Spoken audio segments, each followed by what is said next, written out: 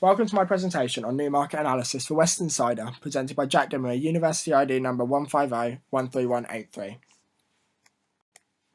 Western Cider Company was founded by Henry Weston in Herefordshire in 1878, when he first started producing his cider. It was then first sold in 1880. The company is still run by the Weston family, with Helen Thomas as the current managing director of the limited company. Exporting to over 40 different countries around the world, they are clearly a globalised company. However, there are still many unexplored areas, including Africa, the Middle East, probably due to cultural differences, and South and Central America. This presentation will explore the potential of taking Western cider to the Mexican market.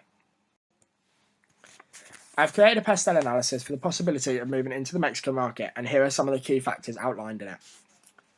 In terms of political and free trade agreements, the cider industry engaged in substantially less international trade than other alcohol producers, especially wine producers. So there's no guarantee that any of the trade agreements we introduce will protect the UK and EU cider trading. However, in terms of economic factors, the Mexican market is a largely positive area for Western cider. In a rapidly developing nation where disposable incomes are increasing for many, it is a hugely attractive market, with gross domestic product increasing 2.3% in the first half of 2017. And with a growing tourism industry, there is a good opportunity for the market's new products to be sold.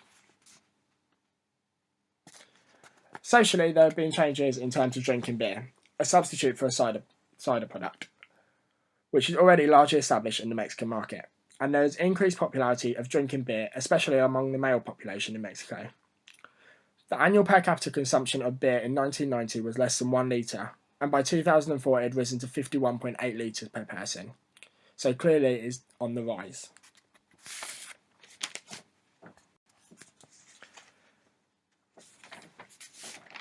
Technology may help to solve some problems in terms of being able to provide the product cheaply to the Mexican market. Apple harvesting could soon be possible by machinery, and harvest labour currently accounts for nearly half of all orchard costs, so it could help to reduce costs dramatically. Also, the increased connectivity in Mexico could help in terms of product awareness and the ease of marketing to a new product to the Mexican market. Mexico has the advantage of having a drinking age of 18, and with the USA being so close but having a drinking age of 21, many young tourists will travel to Mexico with the intention of alcohol consumption. This gives a positive impact for demand on alcoholic beverages in the Mexican market, which Westerns could use to their benefit. In terms of environmental issues, there is the issue of a poor harvest forcing prices up. This is also made worse by the threat of global warming. The increased risk of flooding in certain areas, including Somerset and Herefordshire, where a lot of cider is produced in the UK, can lead into poor harvest and leading to distribution problems with flooding. Porter's 5 forces is a crucial part of analysing the new market. Here shows a brief overview of the key points and research that has been undertaken. In terms of substitutes, over 1/4 choose to drink cider due to its unique taste, making them less likely to choose substitutes such as beer, wine and spirits. There is also a limited number of British ciders available in the Mexican market, except for the range taken into Mexico by the Heineken Group in recent years. In terms of the threat of new entrants, there is high barriers to entry, with the cost of building a large brewery being high, and establishing a distribution network to be able to export products can be difficult. So being a global company already makes this much easier. However, looking at Mintel research, many people are looking to purchase locally produced cider products. Although in Mexico they're unlikely to get local cider, they may purchase local beer and other alcoholic beverages instead.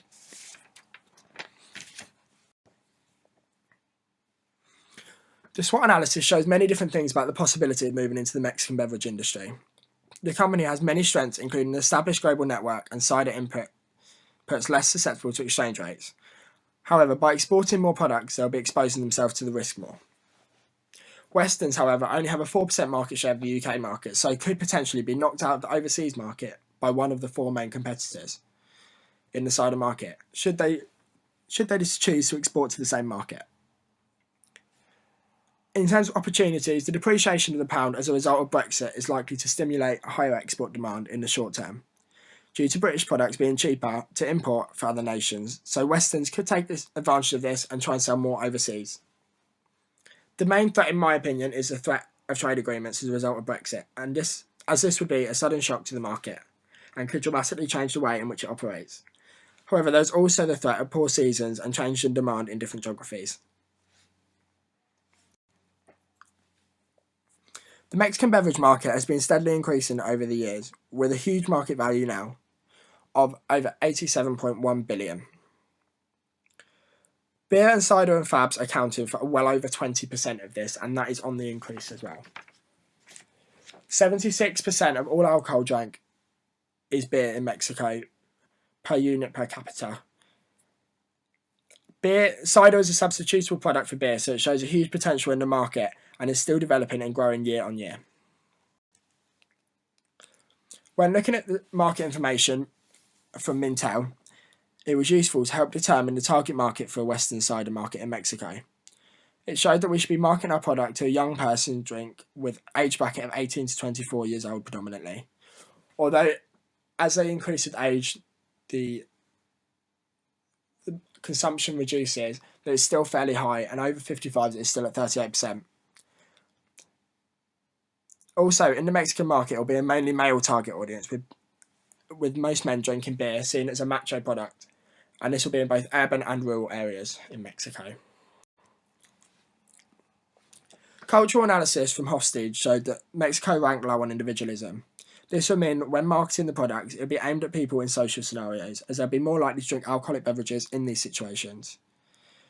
The marketing campaign could also be directed for drinking Western cider at celebrations. Research by Bennett showed that drinking alcoholic beverages at celebrations and special occasions is a common occurrence, including weddings, funerals, community celebrations, and sense days. The cider market would also be used to market to people on spring break from America. So using that market, which was over 5 million during spring break in 2016. Looking at the product positioning, the Western cider fits an average to a high price. It's pretty high quality product in comparison to a lot of others.